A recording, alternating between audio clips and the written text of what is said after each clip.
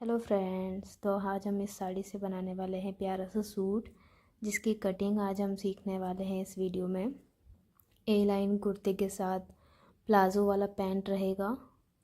इस साड़ी में पहले ये बॉर्डर लगा हुआ था, तो बॉर्डर और फॉल वगैरह हटा दिए। तो साड़ी के लिए हमने कॉटन का अस्तर लिया है। तो सबसे पहले कटिंग हम अस्तर पर करेंगे, उसके बाद साड़ी पर करेंगे। तो ये कॉटन का अस्तर है, इसको डबल फोल्ड कर लिया है। कटिंग करने से पहले, मार्किंग करने से पहले हम बॉडी मेज़रमेंट देख लेते हैं।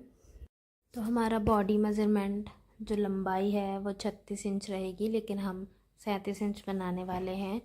जो ब्रेस्ट साइज़ है वो 38.5 इंच है। कमर का साइज़ जो है वो 34.5 इंच है। और हिप साइज़ 42.5। तो हिप साइज़ सबसे इसमें बड़ा साइज़ है, तो इसके हिसाब से हम कपड़ा लेंगे। तो हिप साइज़ 42.5 का हम 42.5 के हिसाब से इस तरह से कपड़ा लेंगे। 42.5 का हम आधा करेंगे पहले। देखिए, 1/4 हिस्सा होता क्या है, जैसे हमारा जो हिप साइज़ है वो 42.5 इंच है, तो उसका आधा करेंगे तो ये आएगा 21.2 इंच, और उसका आधा करेंगे तो आएगा 10.5। 10.5 में एक पॉइंट ज़्यादा है, बट हम उस पॉइंट को नहीं लेंगे, एग्जैक्ट 10.5 लेंगे। तो इस कपड़े में हमने ये चेक कर लेना है कि 10.5 पर हम एग्जैक्ट मार्किंग करेंगे। उसके बाद 1 इंच की लूजिंग देंगे तो 11.5 इंच हो जाएगा, और 1.5 इंच का मार्जिन रखेंगे तो टोटल हमारा 13 इंच हो गया। तो हमें ये कपड़ा हमने 13 इंच लेना है, प्लस 2 इंच मैंने बढ़ा के लिया है, क्योंकि मैं कुर्ते की कटिंग जो है वो ए लाइन में करने वाली हूँ। ए लाइन कुर्ते में जो नीचे से चौड़ाई होती है कुर्ते की, वो थोड़ी ज़्यादा होती है। तो ये मैंने 14.5 या 15 इंच कपड़ा लिया है। तो इसको अच्छे से फोल्ड करके प्रेस लगा लेंगे।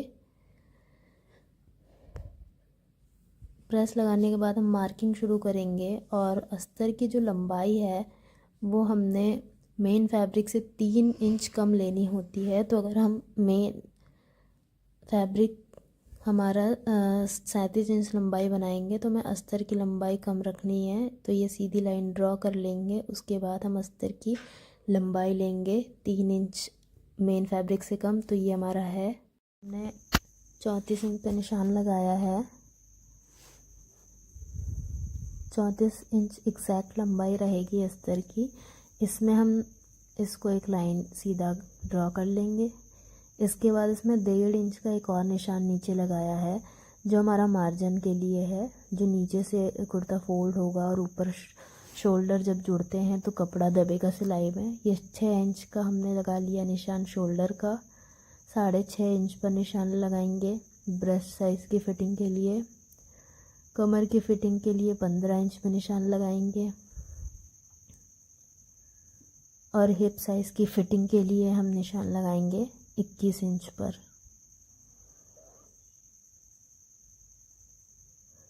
तो इस तरह 21 इंच पर निशान लगा लिया है। सारी लाइनें ड्रॉ कर लेंगे।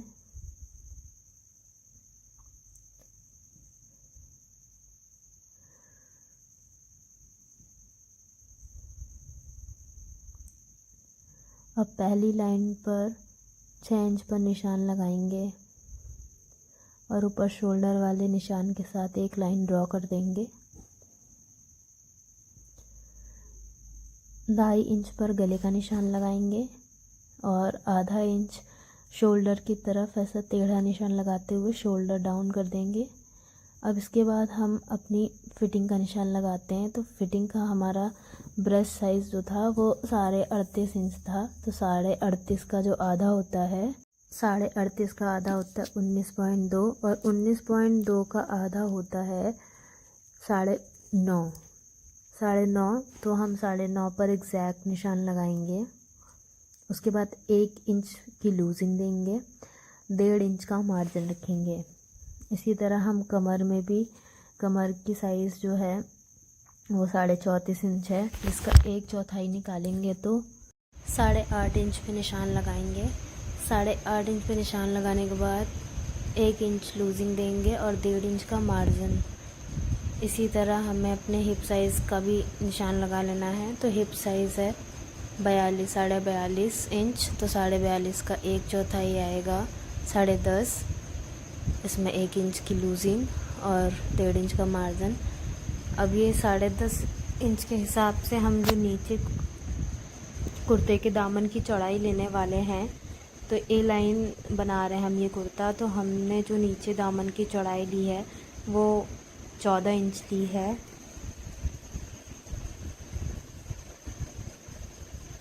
चौदह इंच एग्जैक्टली है। उसके बाद उसमें 1 इंच की लूजिंग ली है जो फोल्ड होने में काम आएगी।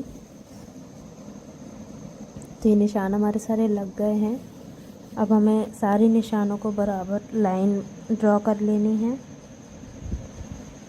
तो हमने जो ये लूजिंग देकर निशान लगाया है, हमें ये लाइन उसी पर ड्रॉ करनी है और मार्जिन वाली लाइन ड्रॉ करनी है।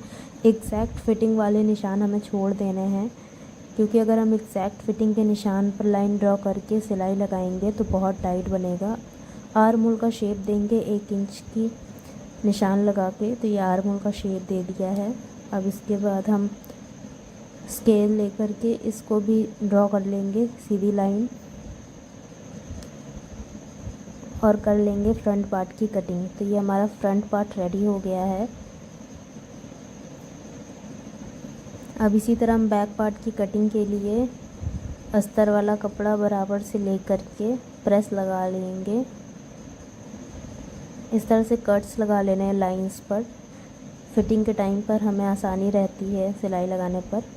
तो ये हमने कपड़ा फोल्ड करके प्रेस लगा लिया है बैक पार्ट कटिंग करने के लिए। तो फ्रंट पार्ट को अच्छे से सेट कर लेंगे कपड़े के ऊपर।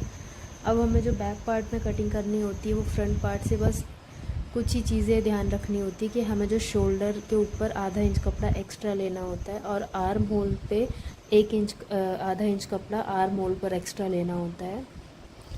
तो देखिए इस टाइप से हमने कटिंग करी है। आधा इंच कपड़ा ऊपर से एक्स्ट्रा लिया है और आर्म होल पर आधा इंच कपड़ा ज़्यादा लिया है, क्योंकि बैक का जो बैक वाला पार्ट होता है फ्रंट वाले पार्ट के आर्म होल से बड़ा होता है। तो ये हमारा दोनों पार्ट की कटिंग हो गई है, फ्रंट और बैक की। तो अब हम इन दोनों की कटिंग साड़ी पर कर लेते हैं। तो ये हमने साड़ी ले ली है और इसका जो पल्लू वाला साइड है जहाँ पर ये डिज़ाइन बना हुआ है, तो ये हम दामन पर रखने वाले ये डिज़ाइन तो इस तरह हमने फ़ोल्ड करके प्रेस अच्छे से लगा लिया है। इसके ऊपर अब हम अपना फ्रंट वाला जो अस्तर की कटिंग थी वो रखेंगे, उसको अच्छे से सेट कर लेना है। और फ्रंट वाले जो फैब्रिक रहेगा हमारा साड़ी का कपड़ा, उसकी लंबाई हमें रखनी है 37 इंच। तो हम इंची टेप से इसकी लंबाई नापेंगे। तो ये 37 इंच की जगह हम 38 इंच पे निशान लगाएंगे सीधा, क्योंकि आधा हमारा 1 इंच कपड़ा नीचे से फोल्ड हो जाएगा। तो इस तरह से कपड़ा सेट करने के बाद हमें लंबाई ले लेनी है। तो लंबाई हम 38 इंच पे निशान लगाएंगे, जो ये तैयार होगी 37 इंच की। तो इस तरह से हमने लाइन सीधी ड्रॉ कर लेनी है और अस्तर के साथ कटिंग कर लेनी है साड़ी की। अस्तर वाली जो कटिंग होती है अस्तर और मेन फैब्रिक की, तो मेन फैब्रिक अस्तर से हम आधा इंच चारों तरफ से बढ़ा लेते हैं। तो कटिंग करते वक्त आप ध्यान रखिएगा कि अस्तर को हमेशा मेन फैब्रिक को अस्तर से हमेशा आधा इंच दूर से ही कटिंग करिए। तो इस तरह से हमने कटिंग कर ली है। सेम इसी तरह हम बैक पार्ट की भी कटिंग कर लेंगे। तो फोल्ड करके अच्छे से कपड़े को प्रेस लगा लिया है और जो फ्रंट वाला पार्ट था सेम उसी तरह आर्म होल और शोल्डर आधा इंच बड़ा लेते हुए हमने फ्रंट पार्ट के साथ बैक पार्ट की भी कटिंग कर ली है। तो ये हमारा साड़ी का भी तैयार हो गया है। अब हम इसमें आस्तीनें कट करेंगे। तो इस तरह से हमने 4 फोल्ड कर लिया है कपड़ा, डबल फोल्ड करके, और ये 4 फोल्ड अब इसमें प्रेस लगा लेंगे और आस्तीनों के लिए निशान लगाएंगे।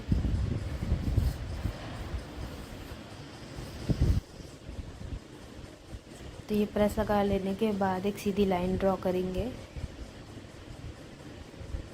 अब हम एग्जैक्ट लंबाई जो आस्तीन की रखेंगे वो 16 इंच रखेंगे, लेकिन हम निशान लगाएंगे 18 इंच पे, क्योंकि हमारा 2 इंच सिलाई में चला जाएगा और सिलाई में जाने के बाद जो फोल्ड होता है आस्तीन उसमें जाएगा कपड़ा आधा।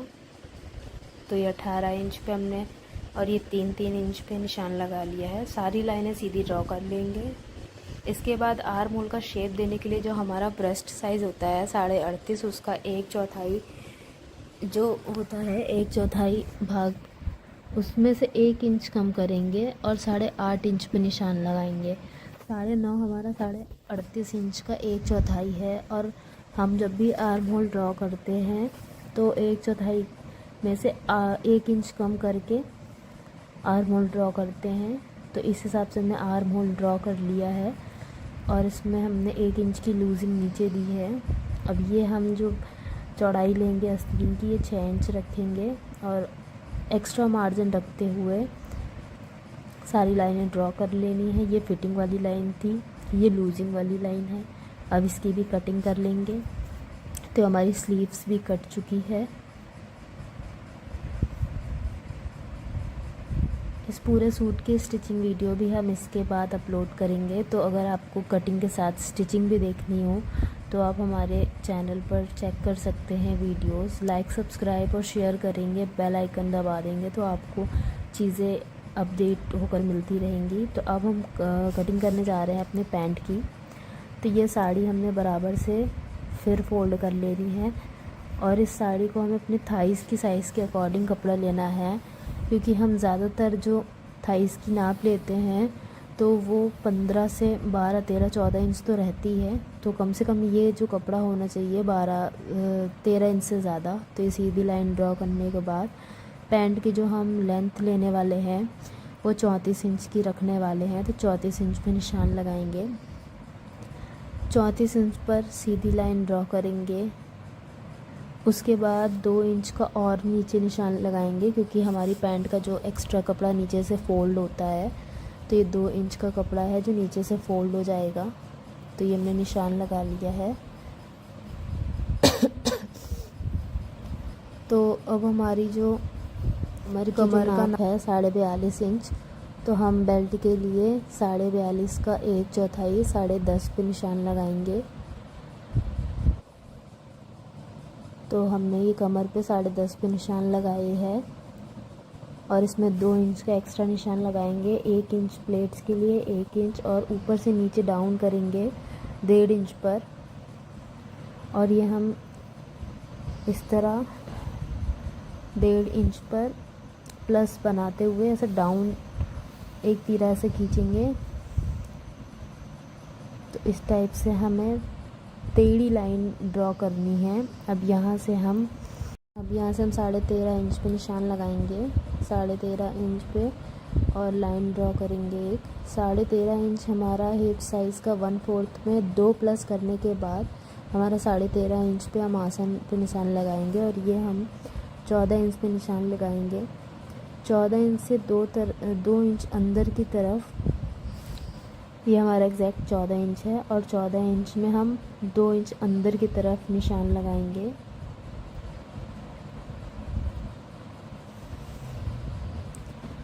तो ये 2 इंच जो अंदर की तरफ निशान लगाए ऊपर वाले प्लस से हम ऐसे मिला देंगे और 1 इंच का ऐसे निशान लगा के आसन बना लेंगे। और उसके बाद हम नीचे की जो चौड़ाई लेंगे, तो हमने 14 इंच का आसन के लिए निशान लगाया था थाइस पे, तो 14 इंच नीचे भी निशान लगाएंगे और 1-1 इंच बाहर साइड से अंदर की तरफ कम करते हुए इस तरह से हम ड्रॉ कर लेंगे पैंट का। और कर्व वाली स्केल से हम पैंट का शेप दे देंगे।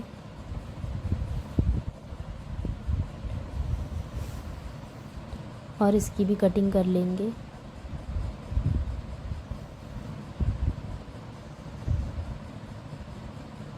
अब हमें बैक पार्ट पैंट का कट करना है। पैंट में बहुत ज़्यादा कटिंग कुछ नहीं होती है।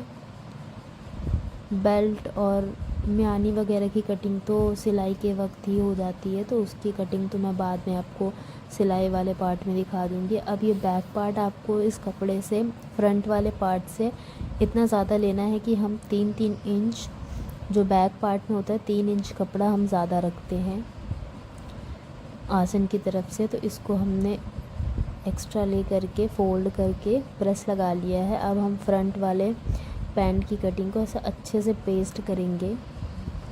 इसके बाद हमें इसमें से 3-3 इंच, यहाँ से 3 इंच सामने की तरफ निशान लगाना है, यहाँ से भी 3 इंच निशान लगाना है, एक निशान यहाँ से लगाना है।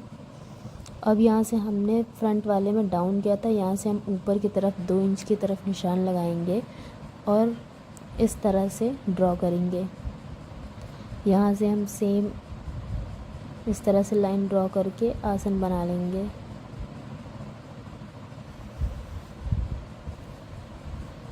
और कर्व स्केल से हम पैंट का इधर शेप देते हुए सेम टू सेम कटिंग कर लेंगे। बस इसमें हमें इधर से थोड़ा सा ही ज़्यादा एक्स्ट्रा कपड़ा लेना होता है, बाकी एग्जैक्ट कटिंग होती है। फ्रंट वाला जो पार्ट होता है पैंट का हम डाउन रखते हैं और बैक वाला बड़ा रखते हैं। तो ये हमारी कटिंग हो चुकी है और स्टिचिंग देखने के लिए दूसरा पार्ट ज़रूर